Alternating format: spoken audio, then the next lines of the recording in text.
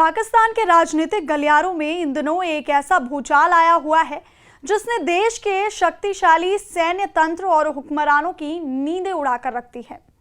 जमीयत उलेमा इस्लाम यानी JUIF के प्रमुख और देश के जाने माने राजनीतिक और धार्मिक नेता मौलाना फजलुर रहमान ने पाकिस्तानी संसद के अंदर खड़े होकर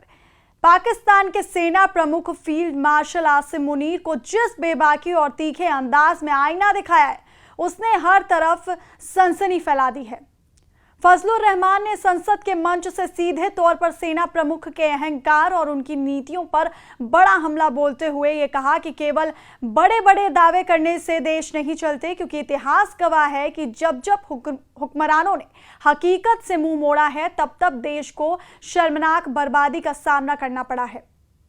उन्होंने बिना किसी डर के 1971 के उस काले अध्याय को देश के सामने लाकर खड़ा कर दिया जब पाकिस्तान को भारत के सामने घुटने टेकने पड़े थे और बांग्लादेश के रूप में देश का नक्शा हमेशा के लिए बदल गया था।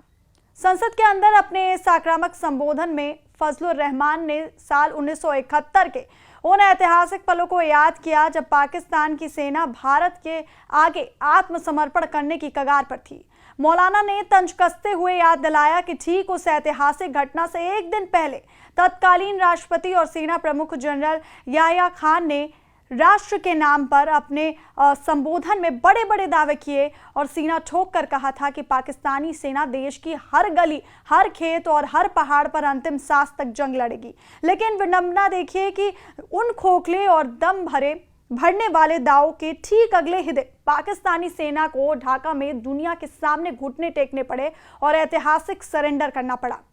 फजलुर रहमान ने मौजूदा सेना प्रमुख आसिम मुनीर को आड़े हाथों लेते हुए कहा कि आज भी हालात बिल्कुल वैसे ही हैं, जहां जमीन पर कुछ और पक रहा है और महलों में सिर्फ बड़े बड़े दावे किए जा रहे हैं, जबकि इतिहास से सबक ना लेने की यह जिद देश को एक बार फिर किसी गहरी खाई में धकेल सकती है। मौलाना फजलुर रहमान की इस नाराजगी और चिंता की सबसे बड़ी वजह पाकिस्तान के अंदर सुलग रहे बलूचिस्तान और खैबर पख्तूनख्वा के वो इलाके हैं जो लंबे समय से हिंसा, बगावत और अशांति की आग में जल रहे हैं। उन्होंने संसद में गहरी चिंता व्यक्त करते हुए कहा कि इन क्षेत्रों में लगातार खून बह रहा है, आम लोग और जवान अपनी जान गंवा रहे हैं, लेकिन हुक्मरानों के कान पर जूं तक नहीं रेंग रही है।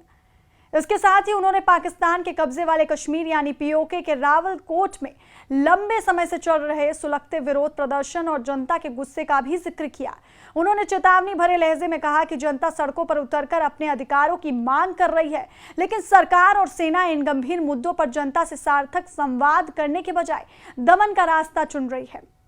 फजलुर रहमान ने दो टूक शब्दों में आगाह किया कि अगर आवाम की इन जायज चिंताओं की इसी तरह नजरअंदाज इन्हें किया जाता रहा तो देश के अंदर अलगाववादी ताकतों और अलगाव की मांग करने वाले समूहों को इसका सीधा राजनीतिक लाभ मिलने लगेगा, जो पाकिस्तान की अखंडता के लिए बेहद खतरनाक साबित होगा। इस पूरे भाषण का सबसे तीखा और सनसनीखेज पहलू वो था जब फजलुर रहमान ने आसिम मुनीर की कार्यशैली पर सीधा व्यक्तिगत और राजनीतिक प्रहार करते हुए उन्हें देश के अंदर दीमक की संज्ञा दे डाली। उन्होंने बेहद आक्रामक अंदाज में सवाल उठाया कि आखिर पाकिस्तान के अंदर इन भयावह परिस्थितियों को जानबूझकर क्यों पैदा किया जा रहा है और इस सब का अंत क्या होगा। मौलाना ने अंदेशा जताया कि अगर किसी क्षेत्र में लगातार और अनिश्चितकाल तक हिंसा का दौर जारी रहता है तो इसके राजनीतिक और भौगोलिक परिणाम बेहद घातक होते हैं और देश का नक्शा तक बदल सकता है। उन्होंने तंज कसते हुए कहा कि सेना प्रमुख भले ही खुद को किसी बड़े योद्धा के रूप में पेश करने की कोशिश करें, लेकिन हकीकत ये है कि उनकी नीतियां पाकिस्तान को अंदर ही अंदर खोखला करने वाली दीमक की तरह हैं। पाकिस्तान के तमाम मोर्चों पर अराजकता का नंगा नाच हो रहा है, अर्थव्यवस्था डूब रही है और आम इंसान पिस रहा है, लेकिन ऐसा लगता है हुक्मरानों को इन सबसे कोई फर्क नहीं पड़ता। 1971 के इतिहास का हवाला देते हुए उन्होंने ये भी कहा कि साल 1979 से अफगानिस्तान में चल रहे संघर्ष और अस्थिरता ने पूरे क्षेत्र को दशकों तक खून से नहलाया है और अगर पाकिस्तान की मौजूदा नीतियां और नीयत इसी तरह संदिग्ध बनी रही तो आने वाला वक्त देश के लिए और भी ज्यादा भयानक तबाही लेकर आएगा। फजलुर रहमान का ये बयान ऐसे समय में सामने आया है जब पाकिस्तान की आंतरिक सुरक्षा व्यवस्था पूरी तरह चरमरा चुकी है और बाहरी मोर्चों पर भी उसकी कूटनीति चारों तरफ से घिर चुकी है। संसद के पटल पर सेना प्रमुख के खिलाफ इस तरह की खुली बगावत और उनके फैसलों पर सवालिया निशान लगाना ये साफ बयां करता है कि अब पाकिस्तान के राजनीतिक गलियारों में भी सेना की तानाशाही के खिलाफ सुलगता हुआ गुस्सा सतह पर आने लगा है।